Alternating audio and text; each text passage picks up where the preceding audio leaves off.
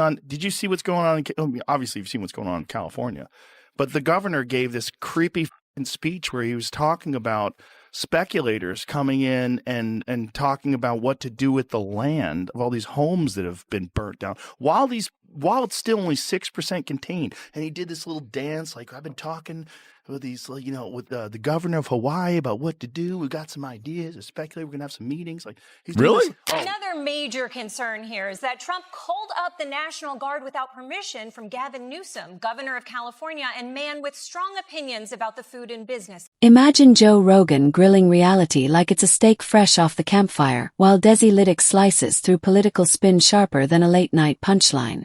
Together they stumble onto Gavin Newsom's bizarre truth, the kind of truth so strange it makes you wonder if California is powered by solar panels or straight-up hairspray. This isn't politics, it's a comedy roast dressed up as an exposé. Fair warning. Once you hear it, you won't be able to unhear it, and you'll be laughing the whole ride. This wouldn't be the first time someone went to LA looking for a role and couldn't find one. Hey. You listen to me, 1,700 troops. You keep following your... Nobody wants President Newsom either. Nobody believes in that guy. That guy's a con man. Everything he did in California, from trying to mandate vaccines for kids, to being caught public without a mask and lying about the fact that he was outdoors. Yeah. Nobody believes in that guy. He's just a politician, just a stone cold, narrative driven politician. Nobody thinks he's a real human. Whether you like Trump or not, whether you think he's corrupt or not, that's a human being. You know what that guy is. Same thing with RFK Jr. Whether you believe that he's correct about vaccines or whether you believe his policies would be effective, and that's a human being. With Newsom, you've got like this construct, this cardboard cutout of a person. I don't think people want that, but they might want it more than they want President Trump. If you're vibing with this, smash that like button and hit subscribe. It helps more than you think. California has always been dramatic: earthquakes, wildfires, actors turning into governors. Every decade feels like a rebooted soap opera. And in the middle of that chaos stands Gavin Newsom, a man who looks like he walks straight off a GQ photoshoot, even while declaring a state of emergency. He's the kind of politician who could give a TED talk on hair gel before pivoting into climate change policy. The world can't decide if he's a visionary or just the poster boy for high-gloss emptiness. Called up the National Guard without permission from Gavin Newsom, governor of California, and man with strong opinions about the food and business class. But Newsom... And this is where Joe Rogan steps in. To him, Newsom's polished image is a giant red flag. It's like seeing a UFC fighter step into the ring with freshly manicured nails. Something doesn't add up. Rogan sees Gavin Newsom as the perfect example of politics devolving into performance art. He looks past the shine and asks, where's the substance? Because when the so-called crown jewel of the American dream starts looking more like a cautionary tale, you wonder if the captain is actually steering the ship or just waving from the deck while the iceberg gets closer. California Governor Gavin Newsom has been facing major calls to resign over his appalling handling of the deadly California wildfires. And just to quickly recap, these were the most destructive wildfires the state has ever seen. More than 16,000 properties were destroyed. The cost of the fires is estimated to be more than $200 billion. And for businesses in LA County, the future is looking grim. It's projected businesses will continue to lose billions of dollars over the next 5 years. Rogan lays out California's contradictions like a surgeon revealing X-rays. You've got Silicon Valley Hollywood and billionaires launching rockets in their backyards, yet entire homeless encampments look like dystopian film sets. The state rakes in record tax revenue, but ordinary people feel like they need a hedge fund just to buy groceries. It can produce endless avocado toast but can't stop residents from packing up and moving to Texas. Rogan doesn't chalk this up to bad luck. He calls it leadership obsessed with optics instead of outcomes. Lobbing the unfathomable accusation that Trump might make decisions without fully thinking them through, but I'm sure Trump will be the bigger man here. Earlier in the day, the president suggesting that it might be a good idea if his border czar, Tom Homan, arrested the California governor. Take homelessness, for example. California has spent billions, yes billions, with a capital B trying to solve it. Yet the tents multiply faster than Starbucks locations. Rogan doesn't need to exaggerate, the math does it for him. How can a governor hold press conferences bragging about progress while the freeways look like humanitarian disaster zones? It's like spraying cologne on a dumpster fire. It smells different for a second, but the trash is still burning. Then there's the migration problem. People are fleeing, but somehow Gavin Newsom spins it like California is still the land of progress. Rogan sees the disconnect. It's like someone bragging about their spotless house while you're tripping over pizza boxes on the floor. Down in Hawaii, you had some ideas around some land use concerns he has around speculators coming in, buying up properties, and the like. So we're already working with our legal teams to move those things forward, and we'll be presenting those in a matter of days, not just weeks. The big smile on his face. Look at the little wiggle he does with his shoulders. Speculator, watch this. Talking to Josh. Look at this. Look at this little wiggle. It's excited about the possibilities of speculators coming in. And he's saying, we're move forward. We're going to move forward on that. These people lost their homes. A lot of those people don't even have fire insurance because the fire insurance pulled out of California. I think like 69% of fire insurance pulled out of California because they're like, this is too crazy. Like, you guys aren't doing jack shit to manage this. You're not clearing the and taxes. Don't even get him started. California collects money like it's auditioning for a role in a Charles Dickens novel. But where does it go? Not into fixing potholes. Not into stabilizing the fragile energy grid. Instead, it vanishes into bloated programs that look noble on paper but collapse under bureaucracy. Rogan points out the irony. Even billionaires, people who could literally buy islands, are leaving for Miami and Texas. That says everything. And of course, he hammers the culture of grand announcements.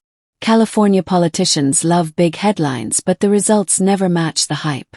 To Rogan, Gavin Newsom isn't a governor. He's an influencer selling a lifestyle instead of real policies. Governance has turned into branding. Gavin Newsom's primary crime is obviously his podcast. And even if Newsom wasn't good at his job, being a bad governor doesn't mean you should get arrested. It means you should be mayor of New York. If California is the lab for this political experiment, then Gavin Newsom is the lead scientist. Except instead of curing cancer, he's perfecting the art of keeping his jawline camera ready while the patient, the state, is flatlining. Rogan asks the hard questions. Why does the wealthiest state look so broken? Why is the California dream still being sold when the delivery feels like an Amazon package arriving late and missing half the parts? His analysis cuts through the glitz. He's not mocking just to mock. He's connecting dots, forcing people to see the cracks beneath the Hollywood filter. And just when the scalpel has exposed every flaw, someone else is ready to twist the knife deeper. Californians have lost their homes and they're still suffering from the devastation. What does Gavin Newsom decide to do? Well, now is apparently the perfect time to try and boost his popularity and essentially promote himself. He's launched a podcast. I'll play you the trailer in just a moment, but take notice. Does the trailer that he shared with the world on X, does it even mention the most horrific fire catastrophe that occurred under his leadership, partly as a result of the decisions he was making, like cutting fire prevention? No, this is his chance to talk about his image, insisting that he's no ordinary politician. That's where Desi Lydic steps in. Rogan dissects the facts. Desi turns them into comedy fire. To her, Gavin Newsom isn't a governor, he's a walking shampoo commercial trying out for most photogenic politician alive. While Rogan sees contradictions, Desi ridicules them. His fire speeches. She calls them California's annual disaster fashion show. Wildfires, housing crisis, blackouts, each one staged like a Netflix trailer with dramatic backdrops. In her view, Newsom isn't solving problems, he's auditioning for the lead role in a political improv act with a Hollywood budget. Gavin Newsom talks about California. He's like, I'm very big on California, very bullish on California. Hey, they're all moving. The only reason why they don't move is because it's too difficult to move. It's too expensive to leave versus all the bullshit with all the permits and all that. It's too... Desi Lydic takes Rogan's logical breakdown and turns it into satire so sharp it leaves scars. First target. The hair. How could she not? Newsom's coiffed perfection is basically a California landmark at this point. She imagines him spending more time in front of mirrors than policy briefings. That hair alone could power the Vegas Strip. Then she roasts his wildfire responses, calling them less disaster management and more a blockbuster trilogy starring Newsom as the heroic, never-ruffled lead. Even homelessness becomes a punchline. Why not rebrand the tent cities as California's newest, immersive outdoor lifestyle experience? In her world, Skid Row could pass as Coachella with food trucks and influencer photo ops. Their houses have been burned, all their childhood memorabilia, all the stuff for their kids, the photos, the fucking everything they have is gone. All heirlooms, their mother's wedding ring, that kind of shit. Everything's burnt to the ground. And this guy's like standing in front of all this stuff, and he's got a smile on his face, and he's talking about land use. When it comes to migration, Rogan sees policy failure. Desi spins it as Newsom's California Cultural Export Program, sending Californians with $15 lattes and avocado toast to colonize Texas towns like pioneers introducing exotic goods to the frontier. Every dig cuts deeper the polished image against the chaotic reality. He's not governing, he's cosplaying.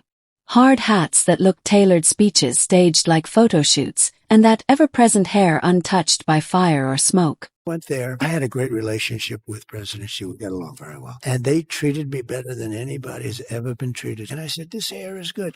Do you know they closed every factory 1 week before I got there from within 200 miles? That's like what Gavin Newsom did when Xi Jinping came to San Francisco. He cleaned it up. He cleaned it up. He got rid of all the homeless people. Isn't it terrible in a way to think, he cleaned it up and then it became a pigsty? Well, the dumbest thing is he said when your friends come by, when you have visitors, you clean up your house.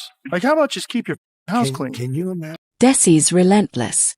Every failure is a setup. Every contradiction a punchline. Rogan strips away the glamour, she sets it on fire and roasts marshmallows over the ashes. But their real power is how perfectly they complement each other. Rogan provides the facts and skepticism. Desi injects satire that makes those facts unforgettable. Together they turn Gavin Newsom from a politician into a caricature, a walking symbol of everything broken in modern politics. And even as the audience laughs, Desi reminds them, behind the jokes are real people, families priced out of homes, communities devastated by fires, neighborhoods crushed by failed policies.